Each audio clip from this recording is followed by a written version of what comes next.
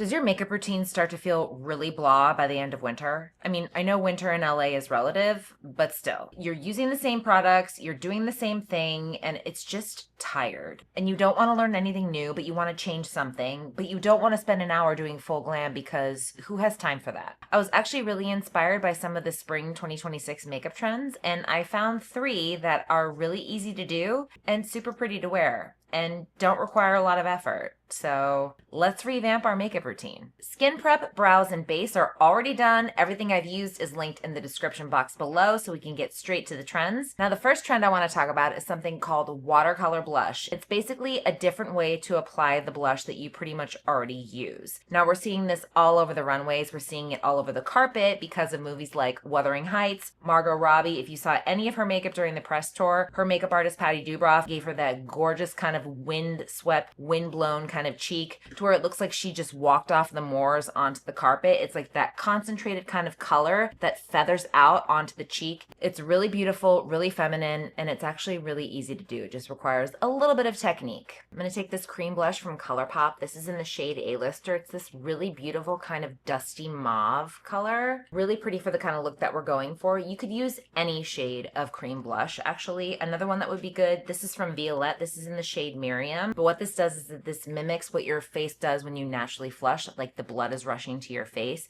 This is actually one of the most natural blushes that you can wear, but today we're going to use the ColourPop one instead. I'm going to take a little of the cream blush like this on my finger. You can use a brush, but what is key about this is the placement. So if you smile, you'll see just kind of dabbing it right on the top of the cheek like that, on the apple of the cheek. And then I'm going to take a brush, and what you want to do is you want to feather out the edges of the blush, but you want to keep the concentration of it kind of in the middle. And then you can even take your finger and just kind of soften. But the idea is kind of like that it's a watercolor painting, so it's a little more diffused in some areas, it's a little more concentrated in other areas. So I just like to go outside the perimeter, still keeping that diffusion right in the middle like that. Then I'm going to take my foundation brush and go around the perimeter. Now you can leave it like this, but if you want to set it and give it a little bit more oomph, you can take powder blush. This is from Maybelline. This is in the shade Plum. And this is the taper cheek brush from Real Techniques. I'm just going to load up the brush. And then super important, before you place it on your face, you want to tap it off on the back of your hand. And then just tap all around. Take your fingertips and just kind of go all around the edges of the blush, and that will pick up some of the product onto your fingertips, but it'll also kind of blend it in and make it feel just a little bit more effortless, like that watercolor that we're going for. I guess you could say the whole idea of it is you're placing cream on the cheek and then you're putting powder around the perimeter to kind of blend both of the textures together to get a more unique look. For our second makeup trend, it comes as no surprise. I'm going to be talking about color and wearing color on the eyes specifically. Now, I know that there are many of you who are a little afraid of wearing color. You're not really used to it. And for those of you that are like that, I usually recommend something like a colored mascara or a colored eyeliner. But I wanted to talk about using an actual eye pigment today. This is the U Paint from Violette. These are so beautiful, but they are very, very pigmented, as you can see. But I wanted to show you a way to apply it on the eye where it's almost like a wash of color. Very much in the same thread of like watercolor blush. We're talking about a color wash on the lids. That was kind of what the idea was for the spring trends as far as what they were seeing on the runways. Everything kind of had that lived in feel to it, to where it's not so precise, it's not so dramatic, but it still feels like it can be wearable even for every day. I personally love wearing color. I usually wear it on my lips, but whenever I do wear it on my eyes, I always get compliments. And I think it's a really interesting way to vamp up your everyday makeup routine without a lot of effort. So I'm going to grab the U Paint and I'm going to grab a brush. Now the brush is very important. You want something that is a little fluffy, like this one from Smith Cosmetics.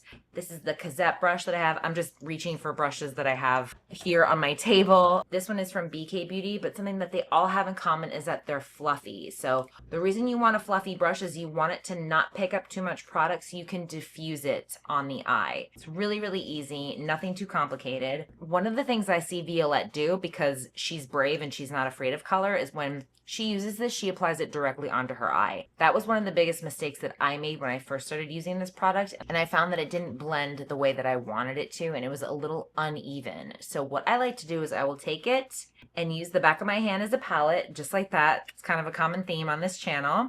And I'm going to take the Smith Cosmetics brush because it's kind of the fluffiest out of all of them. And I'm just going to load up the brush and get that pigment right in there. Lightly apply, and even here, just that, like a wash over the eyelid. And even that is so pretty. And that's just one light layer.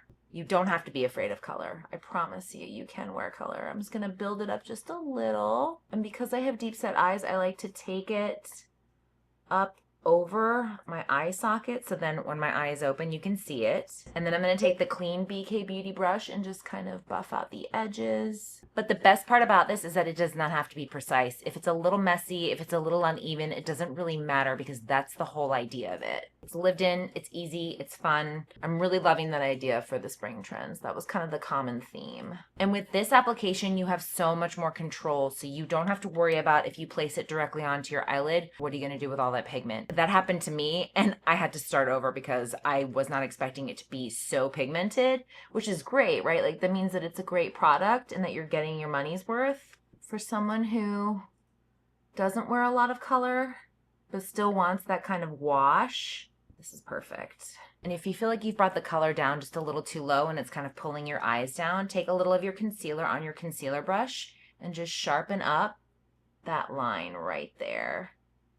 And what this does is it kind of acts like an eraser. So if you need to correct anything, and even if you want to soften on your eye, you can go over the edges with the brush. The third makeup trend we're going to talk about is something called Ballet Slipper Lips, which is essentially a beautiful pink lip. We're going to add a little bit of texture to it just to make it a little bit interesting, but I'm also thinking about how these lips are looking, and I'm realizing that this is pretty much a monochromatic look. That was completely unintentional. The color that I decided to use on my eyelids is more of a purple, but it has some pink in it, and we have a pink blush. I'm wearing a pink shirt. Maybe I'm just in a pink mood today. Who knows? I'm going to take my concealer brush that still has a little bit of concealer left over in it. I'm just going to tap it all around the perimeter of my lips. What it does is it cancels out any of the natural pigment that you have on your lips. So it gives you more of an idea of what the true color of the lipstick is. I'm actually going to take my powder puff into some Tower 28 powder and just press that all over. So I have the Charlotte Tilbury lip liner. This is in Super Size Me. It's pretty much like a dusty medium pink. You can use whatever liner. I just love how this looks in combination with the lipstick I'm going to be using. So I'm going to take this and I'm going to line my lips like normal. I also filled my lips in with the liner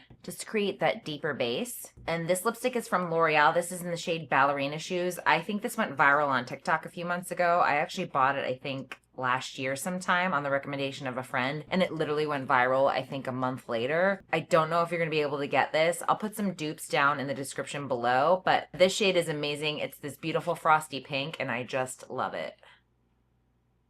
See that?